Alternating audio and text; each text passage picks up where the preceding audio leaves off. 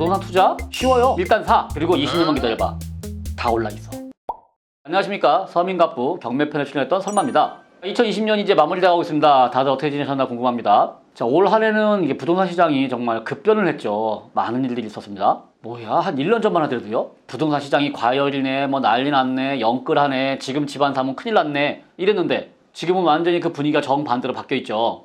이제는 되려 부동산을 살려야 된다, 규제를 완화해야 된다 라는 말이 나오고 있죠. 자, 제가 앞에서 너무 어그로를 끌었죠. 일단 사. 그리고 20년만 기다려봐. 다 올라있어. 자, 근데 이게 맞는 말이에요. 부동산 시장이라는 거는요, 항상 길게 보면, 아주 길게 보면 우상향이에요. 부동산 가격이 오른다 라기보다는 화폐 가치 하락이죠. 그 얘기는 다시 말해서 자산, 뭐 부동산이나 또는 뭐 주식이나 이런 애들이 시간이 갈수록 오른다라는 얘기입니다.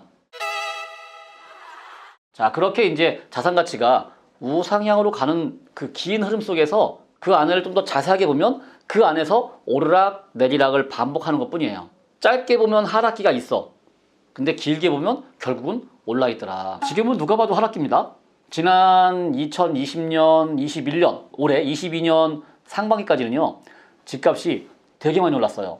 특히나 2020년 이제 코로나 시국 이후로요, 각국 정부에서 돈을 풀면서 생활안정자금이니 무슨 코로나 지원금이니 해가지고 막 돈을 풀었어요. 그 돈의 힘으로 오른 게 아주 큽니다. 근데 최근에는 어떻습니까?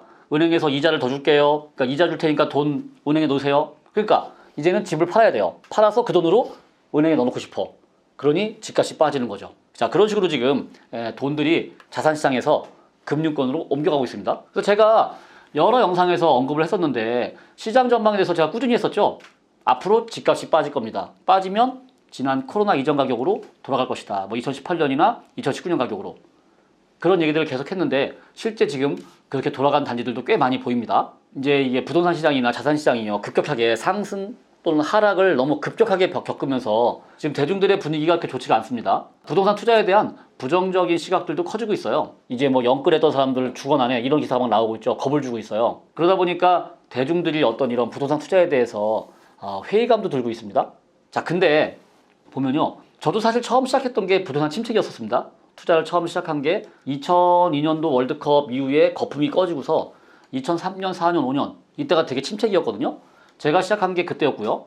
또 우리 카페 멘토쌤들, 뭐 소행님, 쇼님, 세상님, 또 여민님, 이 멘토쌤들도요, 2008년 서프라임 이후에 시장이 침체로 빠져.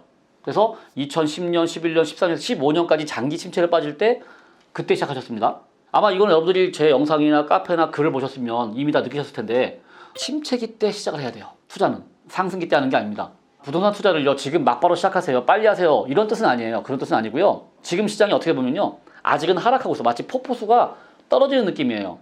그래서 폭포수가 바닥까지 닿아서 바닥에서부터 투자를 시작하면 되는데 문제는 아직은 바닥이 아니라 떨어지는 중간? 대략 한 7분응선쯤 오고 있습니다. 그러니까 앞으로 더 떠질 거야. 쉽게 말하면 이런 얘기입니다. 작년 재작년 가격보다 싸요 라고 생각하고 무작정 들어갔다가는요, 더 빠질 수 있어요.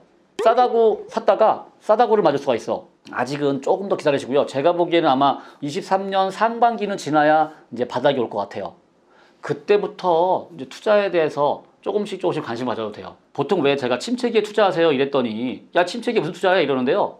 뭘 하긴요, 경매하면 되죠. 경매 중에도요, 단타입니다.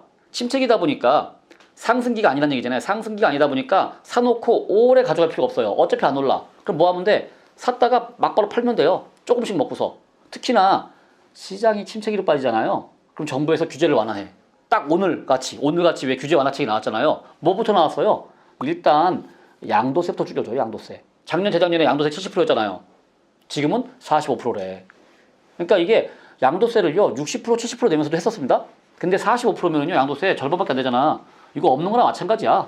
그러면 이게 경매로 낙찰받고 바로 팔고 빠지는 거예요. 양도세 절반만 내고 절반은 내 거고. 제가 그렇게 2004, 5, 6년도에 경매를 했던 거고요. 또 멘토쌤들도요 2010년, 11년, 12년에 그렇게 했던 겁니다. 안전하고 위험하지 않게 조금씩 하다 보면요, 그렇게 몇 년 하다 보면 내가 내공도 쌓여. 내공이 쌓인 상태에서 이제 시장 상승기가 와요.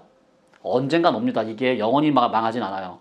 바로 상승기가 왔을 때 그때 좀 더 적극적이고 본격적으로 투자할 수 있는 거야. 내가 내공이 쌓였으니까, 경험이 있으니까.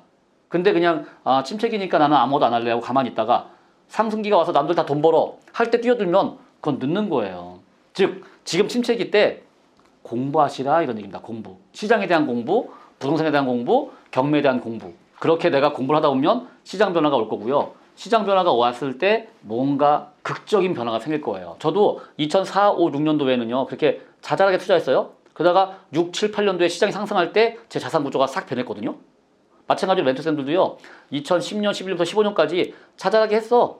그러다가 16년부터 시장이 올랐잖아요.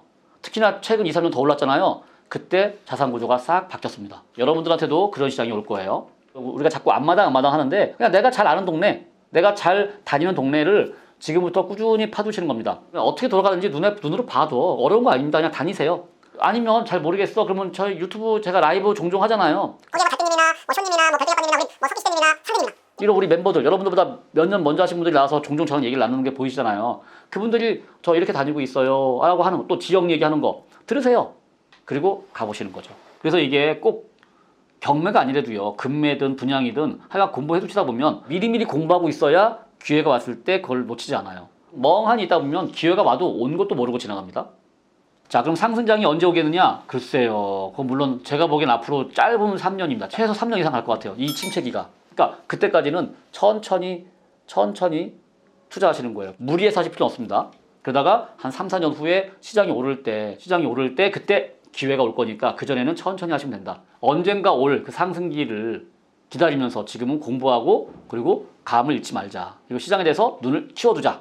라면서 오늘 영상을 마무리하도록 하겠습니다. 자, 여러분들 올 한 해 되게 고생들 많으셨고요. 내년에는요 다시 없는 기회가 올 것 같다. 여러분들한테 지난 상승기 때 놓치신 분들이 돈 벌 길 놓쳤어? 다가오는 시장이 있습니다.